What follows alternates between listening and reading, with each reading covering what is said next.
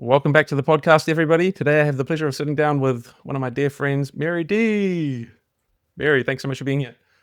So excited to be here, Chris. Always a pleasure to talk to you and connect with you. And you're literally one of my favorite people on the planet. Right back at you.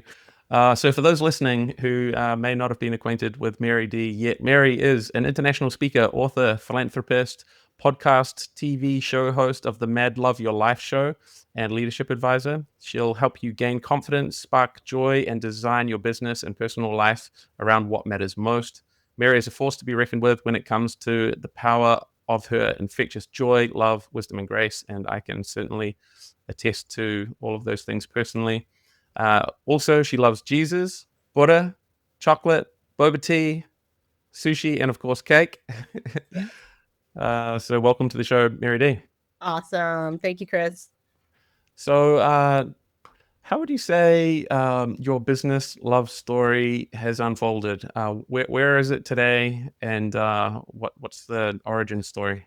I love that. Business love story. When I think about my business, I think about how it wasn't one of those things where it was super passionate in the beginning.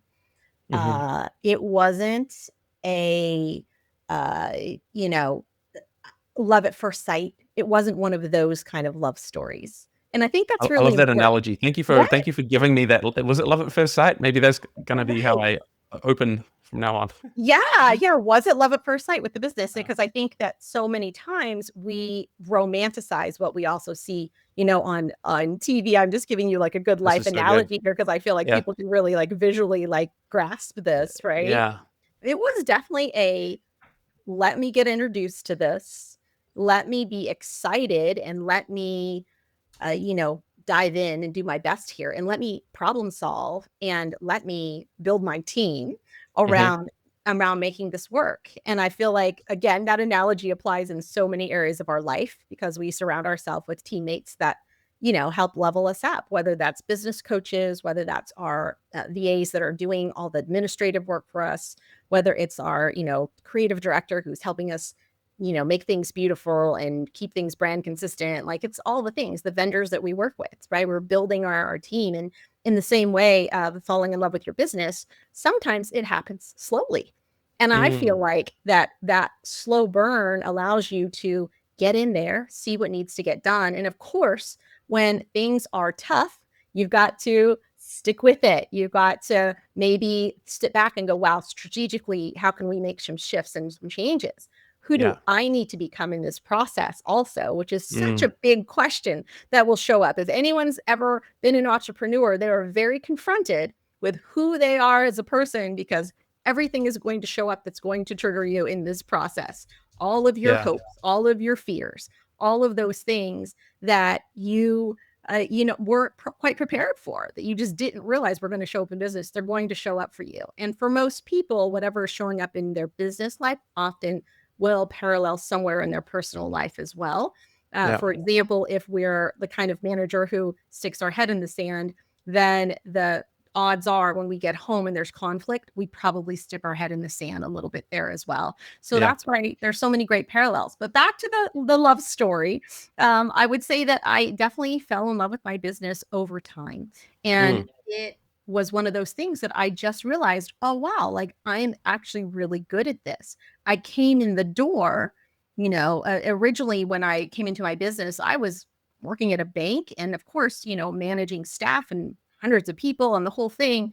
And that was my job Yeah. because that's what I knew in the beginning. I was so young, I was in my 20s. And then I found some consulting work that led me to a company that I ran. And from there, it just over and over again, I got tapped on the shoulder to help run companies.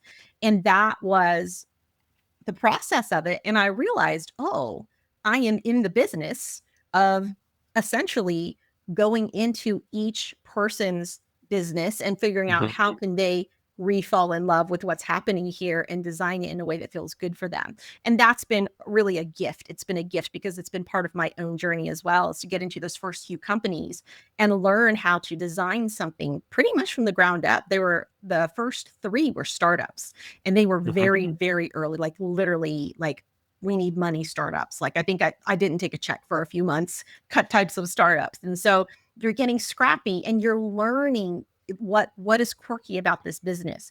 What can I shift? What do I just need to accept? And those parallels exist, like I said, in so many places in our life. So I would say that that's my business love story. It was falling in love with it over time.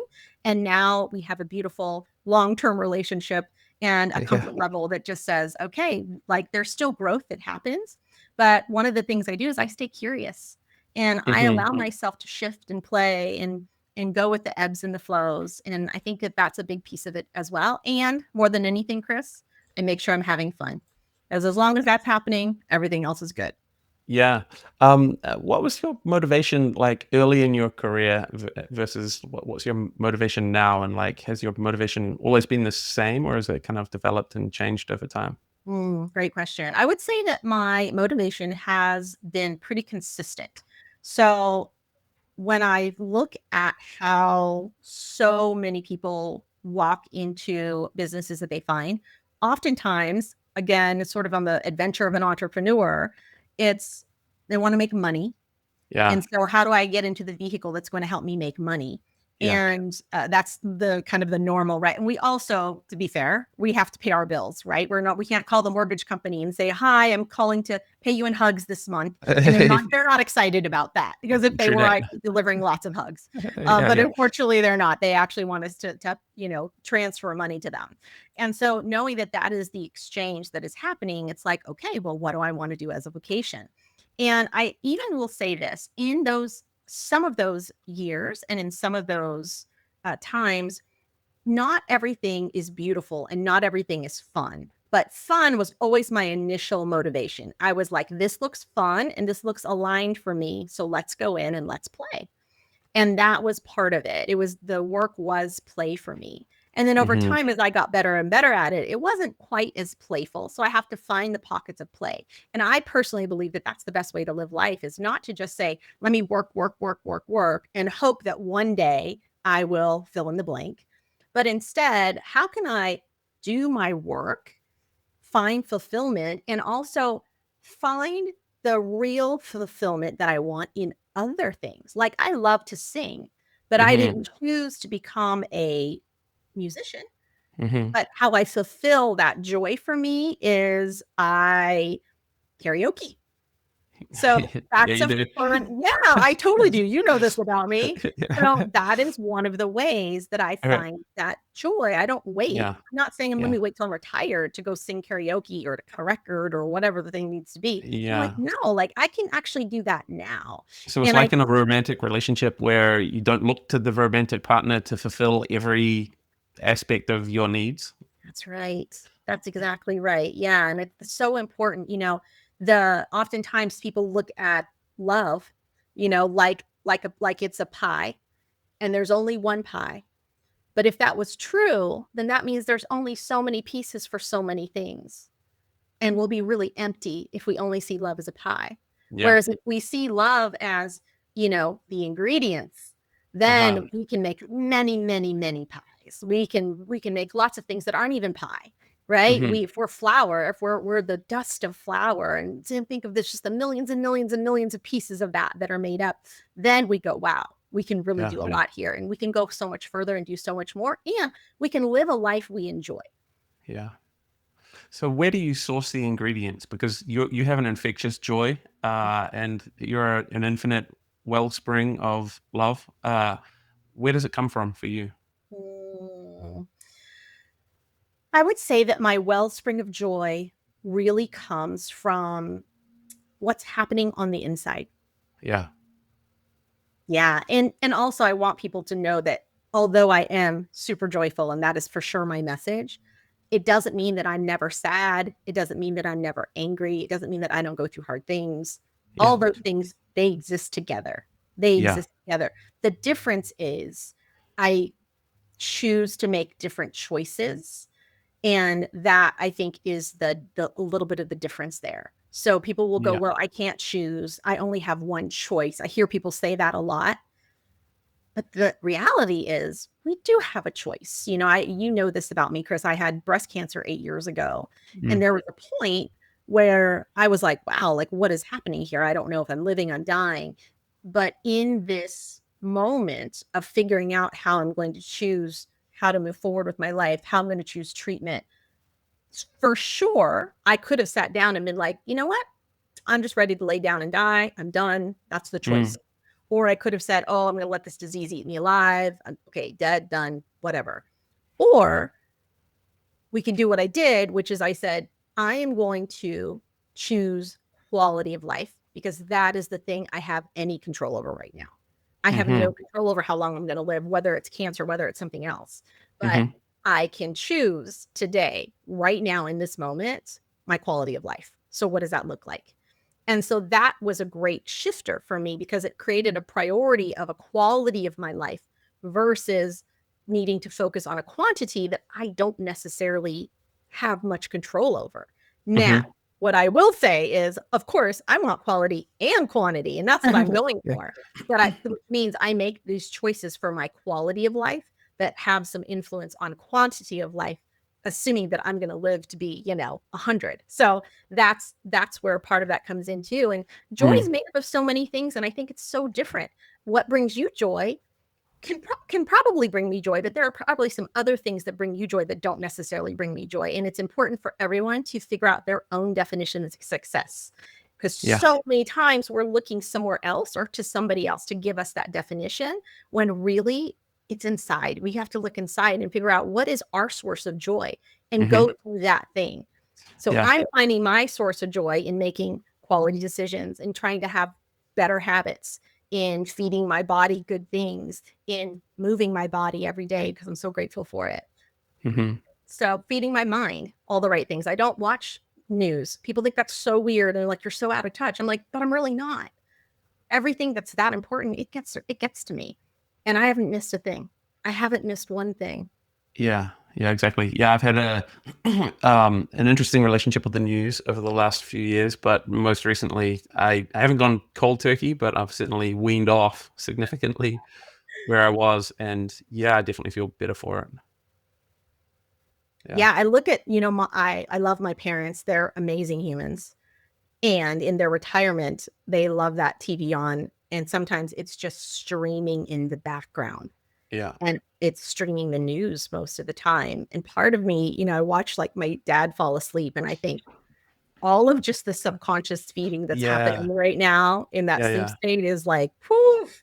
So I'm always, if I can, when I'm visiting them, I sneak out there and I turn it off because I'm thinking, oh, that's, I don't know what else is he's feeding his mind with, but even doing other things and having that on in the background, you can so easily make the shift to turn on something like, 432 hertz, or just a sound level in the back, some level of white noise in the background, versus chatter that you're not making any conscious decisions around what you're feeding yourself. And so, you can have an audiobook going on in the background. You could be learning a language in the background.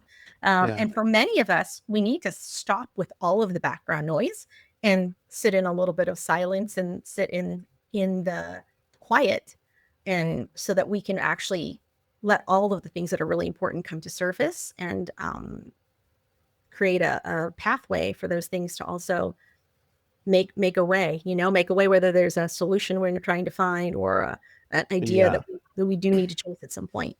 Yeah, amen. Yeah, I noticed the same thing, like even just watching Netflix at night before you go to bed, and I would sort of like be waking up and dreaming about Ted Lasso, and instead of processing, stuff that's going on in my real life. So yeah, I've made a conscious kind of a decision around that as well, to kind of like only watch Netflix or a movie on the weekend, and during the week to save it for more of a end of day ritual, some journaling, reading, that kind of thing, the stuff that I want to feed my subconscious with and process my own stuff instead of processing Ted's. Yes. Although Ted Lasso has some nice, lessons, and he's a nice guy. Totally. Exactly. Yeah. I would say that, especially protecting that time, the morning time, like when from the time we wake up to the time we really start our work day or day, to the time right before we go to bed, I'd say the last 2 hours of the day at least, Yeah. Those are really, really important and really influential. And I'm someone who flows through my day for the most part, Chris, but my Okay. beginning of my day and my ending, my bookmarks of my day, Yeah. very consistent. They're very consistent. Tell us, if you would, about your nighttime routines. Yeah, you got it. So at Morning night, routines, like I feel like morning routines are talked about, I think, more than nighttime routines. So oh, yeah, take I us to think the night routine. yes, I think you're right. I think you're right. So nighttime routine. I think no one wants to talk about the nighttime routine because so many people are still glued to their devices or they're doing the Yeah. the TV thing for sure. Yeah. Yeah. Yeah, I nighttime routine looks like this. And I use technology to actually help me stay on course because I can get lost in a book, I can get lost in a thing. And Uh-huh. so my Alexa comes on and Uh-huh. says to me, "Hey, it's time for bed in about 20 minutes." So it's prepping me. And so I already know I'm Yeah. going to get that message. And then after it comes on, it lets me know. So I start going, "Oh, got it. Okay, now I got to go upstairs." My evening looks like this. It looks like a shower. And then it looks like a little bit of self-care. I do some lymphatic on my face. Feels really good. For those of you that don't know, you have to help your lymphatic system. You've got to move a little, you know. So if you're static all day, just know like help your system out by rubbing, tapping, jumping up and down. All those things Yeah. are great. I have a Hmm. series of stretches I do before bed that really support my sleep and my body. It's always good to stretch and move our body. And we're about to lay down for, 5+ hours. For me, ideally 8, but everyone is a little bit different. And then after that, I journal. Journaling is definitely a part of my evening routine. It's where I can dump out everything from the day, all my emotions. I can just get it all out Yeah. and clear the space. Do you And have a then, structured format for that? Are there like certain questions that you nope. ask? Nope. Okay. Just whatever, Sometimes it's however, just totally questions. free form. Sometimes I've been journaling since I was a child, Chris.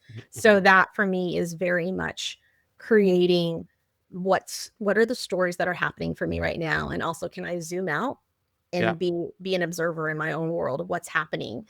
And Yeah. then That's good. sometimes it's just things that I want to remember, especially if Yeah. I'm in a certain timeline of life or if it's a certain season for me, like those things are Yeah. really important to just give myself an opportunity to see what my patterns are because you can usually only see them looking back. And so I Yeah. try to be as detailed as possible.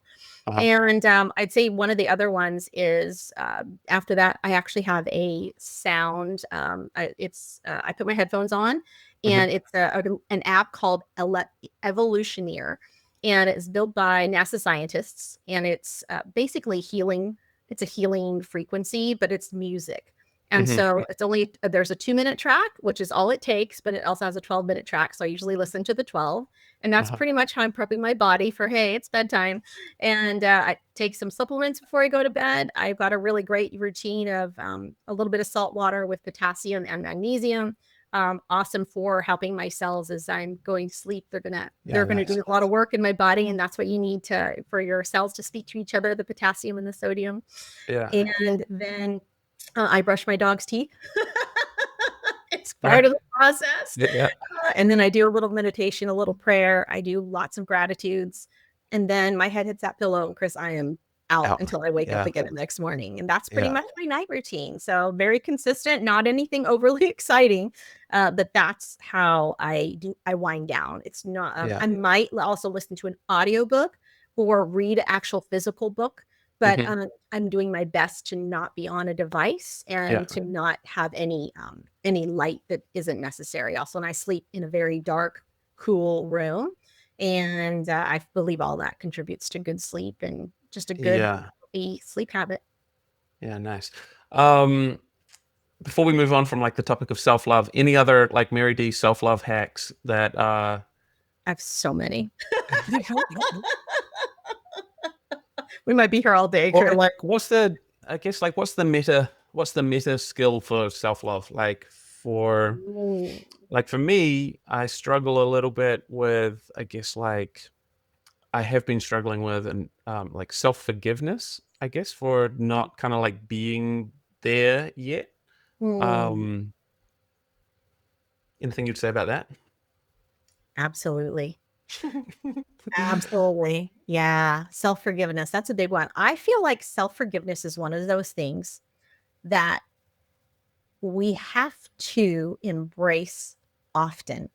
It's not a thing. I don't think it's a thing that like, oh, It's not a one and done. I'll forget. It's not a one and done. That's right. It's Right. not Yeah. just I did it once and now I'm someone who just forgives myself all the time. Because Uh-huh. that's not how life works. Different situations come up, right? We have our moments where we're like, man, I wish I would have handled that a little bit differently. Oh, wow. Like, okay, Yeah. this is a lesson. This is a good thing. And can we also look at that thing, that situation, that person, whatever's showing up for us and go, oh, where do I need to forgive someone else in this? But where do I need to forgive myself? And I Yeah. feel like that is just a routine maintenance piece that we all have to look at. And for some of us, it's going to need to happen throughout the day because that's how often we might be judging ourselves. And Yeah. only each individual listening to this is going to know for themselves where they fall on this scale. Am I Yeah. constantly judging myself? Do I just judge myself when certain situations arise? Or, am I pretty good about not judging myself? I kind of laugh most things off, or I just know I'm not taking life too seriously, however situations show up. And also, there are people who are going to show up and reflect back to us. Maybe something that a way that we showed up that we didn't realize might have hurt their feelings. And so we go, oh, wow. Can you also come back around and deconstruct that a little bit for yourself and find out Yeah. if, okay, is this their issue? Is this my issue? But at the end of the day, no matter whose issue it is, can we come back to self, take radical personal ownership for whatever is showing up in our life? And Mm-hmm. then after that, do a great maintenance of being able to forgive ourselves. And it's a constant, Chris. It's a constant. It would be like me saying, go to your life partner and tell them you forgive them once for everything they've done in the past, that they might be doing now, and everything they do in the future. Done. Like it just Yeah. doesn't usually work that way. And so knowing that, I believe it for sure is one of those maintenance things. It's like putting on a pair of clothes, you don't wear it once and then leave it on the rack. You wash it and then you wear it again. Yeah. And is there a somatic component For sure. For to sure you? there is. Yeah, absolutely. And honestly, I believe there's a somatic component for everyone. Yeah. And for those of you that may not be familiar with somatics, that's the act of being able to move emotions out of your body. And we do that through movement, whether it's breath work, and you can do that by being very still if you're not mobile for some reason, like you're in your arms and legs. The other way is to actually move your body. I did a 2.5 hour yoga session with my good friend Marla a couple weekends ago. And as we were moving through the session, I remember we were probably a good hour in, and I don't even remember the pose. I just remember that this is the moment where tears started to come and Uh, emotions started to come up for me. And ironically, Chris, they were around self-forgiveness, around uh, the subject we were literally just talking about. And well, I was like, oh, I've been so hard on myself lately. And that was me coming back to myself and being like, whoo, like I love having a high standard, but also can I give myself a break? Can I also lean in and be like, hey, you've done a great job with all these other things. So let's not yeah. like beat ourselves up over one thing. And Yeah. that's been a big piece of it. And anyone struggling with self-love at all, move your body. And while you're doing it, another great practice is to be able to come in and express gratitudes. Like, can you write down all the things that you love about yourself? Can you Yeah. actually be your biggest fan Yeah. and applaud yourself for everything you're doing right? Yeah. Yeah. Yeah. That's great. Awesome. Um, I feel complete-ish enough as we can squeeze into this conversation around self-love. So my next question is like, to what degree do you think is it necessary to love yourself before you can love others? Or there's a saying that floats around the internet. I believe it's attributed to Brene Brown, maybe, that you can only love others as much as you can love yourself. Do you subscribe to that philosophy? Or I don't know that I subscribe to that philosophy, and I'll tell you why. yeah, My mother is my for sure biggest fan. uh She has showered me with love and affection, and her words of affirmation to me are they're next level. They're next level. Anyone that's heard me play, like I use an app called Marco Polo, which is like it's got a video feature and it records the messages my mom leaves me pretty much on a daily basis are just nothing but blessings and kindness, and you can do anything and you can be anyone. Like she's been that mom for me my whole life, and I believed her. And I Beautiful. appreciate that. She's been a Yeah. beautiful example of what I believe like children should hear from their mothers. And but I've heard her speak to herself, and I've had to come back and like assist her with some of her languaging, and just come back and be like, hey mom, can we talk about, like, I heard you just get really annoyed with yourself because her English isn't great. It doesn't, she's a US citizen, she's been here a very long time, doesn't matter, but she just hasn't lost her accent, and it just is what it is. And so for her, finding some of the words or enunciating some of the words, it actually gets frustrating for her, especially if she's upset and just trying to communicate and it's just not coming out the way she wants it to. Right. She feels bad that she didn't have an education. She grew up in a poor village in Thailand. So there was no schooling. It was just you worked and that's what you did. So for her, she's feeling all these certain ways about these things. And that is actually how she speaks to herself. And if my mom talked to me like she talked to herself, I would not be telling you that I think she's such a great mom, because those Yeah. aren't encouraging words. And so it's really interesting. And that's where I hear people say that. And I'm like, I don't think that's true, because my mom throws so much love my way, Yeah. so much of it. But I see how, and I hear how she's spoken to herself over the years. And I just go, oh yeah, like there's a little bit of work there, there's a little bit of work there to do. And that's her path to walk. Yeah. So then, like the converse statement, I guess, would be something like that: we learn love through relationship, like we Mm. learn love through loving others, and then potentially at some point can direct that internally as well. Would you say, or is it like, or Yeah. there's two sides to the same coin, and they both develop in tandem?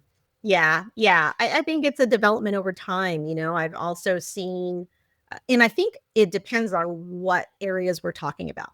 Someone can really love their body, right? You've seen them. They're the disciplined person who eats really healthy. They work out, not too much, but they know the right amount. They know how to keep this physical body really fit. There's a lot of Hmm. love for their physical appearance and the way that they're operating. Hmm. However, that same person may be terrible at operating within the confines of a loving coupled relationship, right? They may struggle, or they could struggle with how they treat their employees.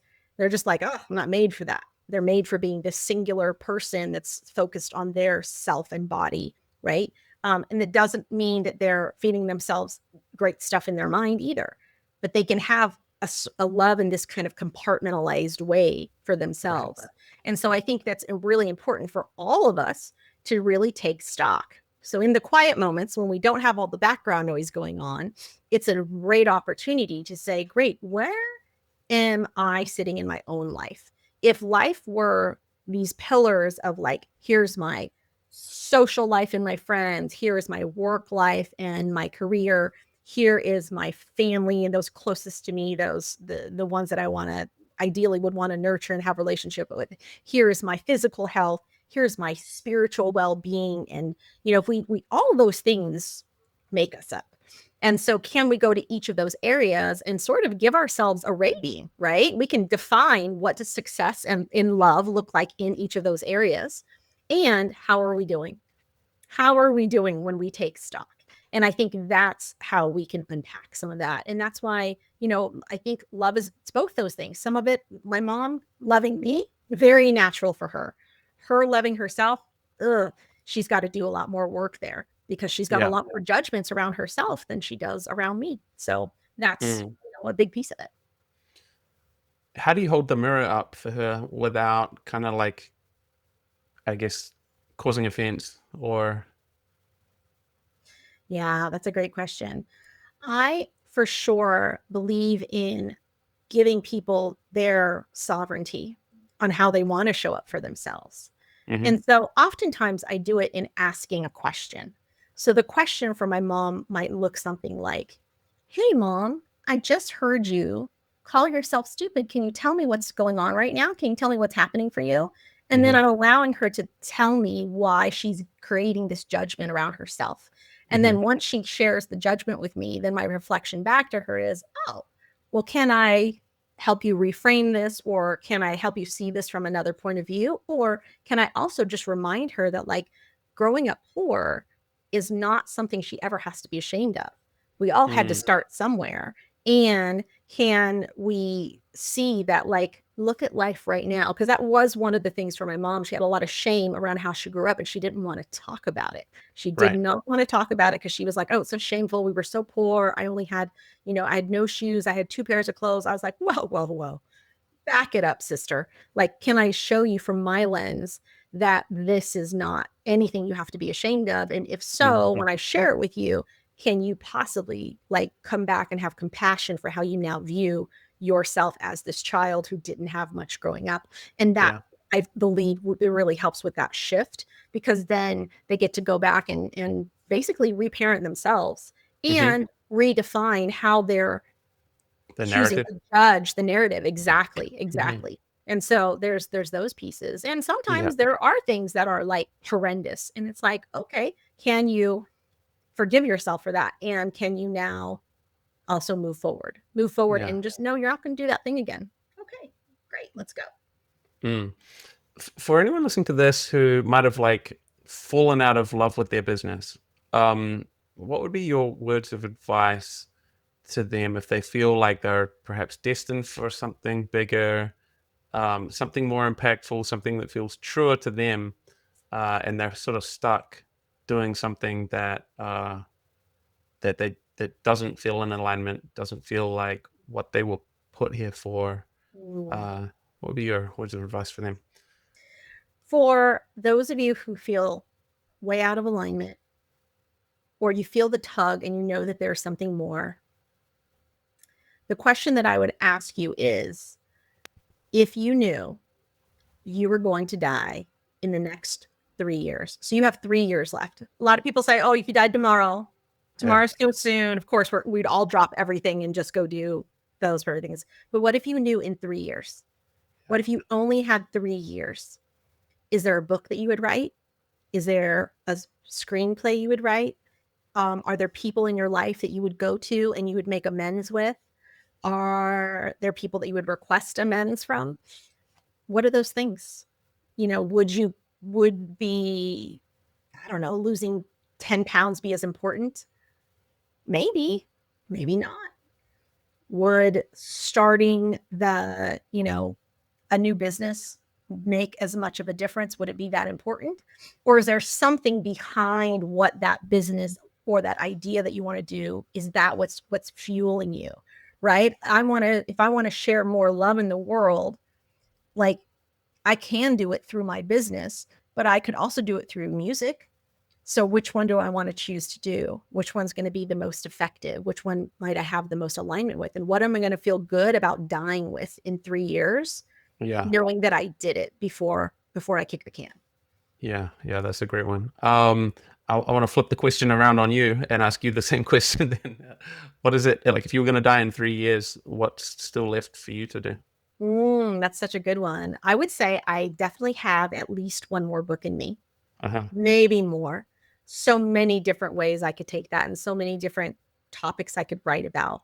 And one of the joys of being on my own podcast, I have my own show as well, Yeah. is really the ability to share now.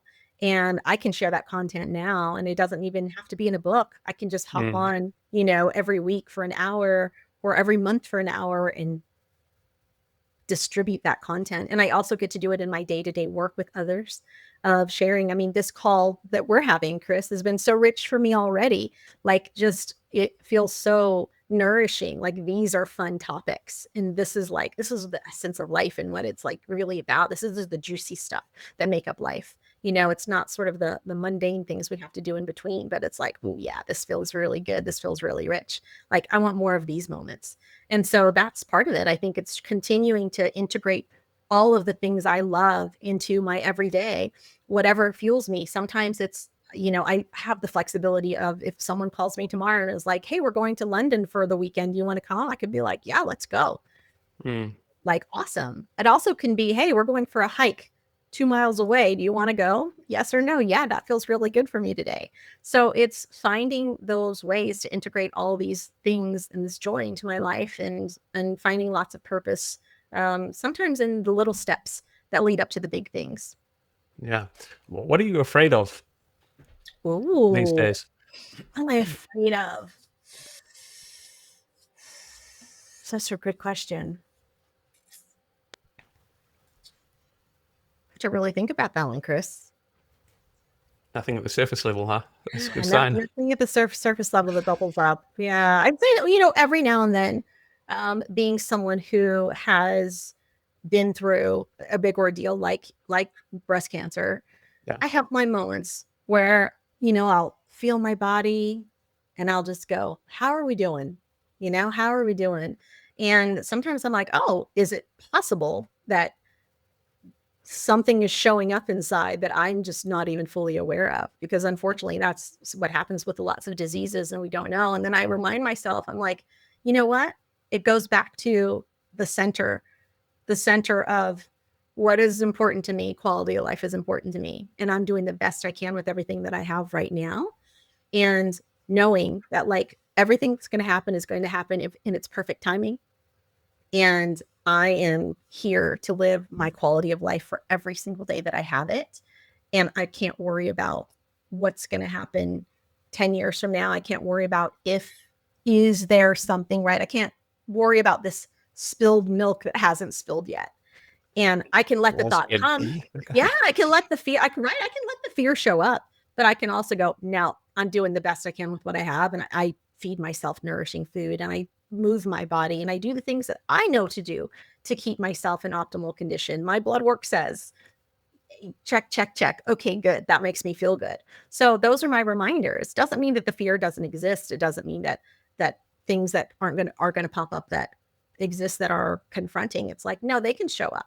And I'm Hmm. willing to walk towards them. And I'm willing to walk towards them confidently and be like, yes, and Yeah, beautiful. And finally, what's the work that you love to do most with clients these days? It's a combination. It's a combination of the problem solving. I think that is fun for me, is to get in there with them and problem solve. And more than anything, it's problem solving whatever is showing up for them in a big way. And sometimes it's business problems, business solutions that they need. But more than that, it's the how do I mend a relationship? How do I feel the confidence to move forward as a person who's reemerging into life after being single, or someone who's reemerging after a career that's no longer there. We're seeing so many shifts right now, especially with the rise of AI, with economical type things where people are, it's almost the COVID effect again, where people are having to sit back and go, oh, like that work for me might not exist anymore. So Mm, what am I going to do? How do I shift? How do I make some changes? And transitions are some of the most, that's when we're feeling the least stable, is when we're yeah, making a transition. And so I love to slide in there and help someone with that stability. And that's the work that I enjoy the most, Chris. wonderful. And so if anyone listening to this wants to reach out and connect, what's the best way for them to do so? They can catch me at maryd.com. That's MARYDEE.com. You can also find me on pretty much any social media outlet at the Mary D. Wonderful. Well, Mary, thanks again so much for being here. So glad to be here. Thank you, Chris.